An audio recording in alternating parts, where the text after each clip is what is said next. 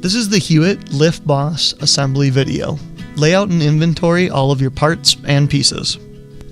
It's absolutely necessary that you remove the boat from the lift and lower the bed all the way to the ground before starting the assembly. To remove the winch wheel, start by removing the center bolt.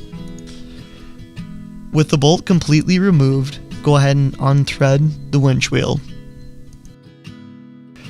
Remove the 2 screws from the gray cover plate and then disengage the ratchet paw.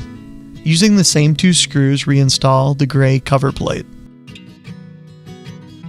Next, remove the guide bolt from the winch. Put the Loctite on the end of the threaded rod. At this point, we're going to go ahead and thread on the tapered shaft.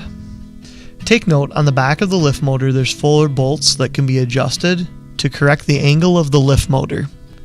To mount, slide the lift motor over the tapered shaft. To secure, thread the bolt and the washer through the center of the shaft. Then go ahead and tighten it down. Locate and install the black plug. Locate the bent strap. On the top, loosely secure the nut and bolt.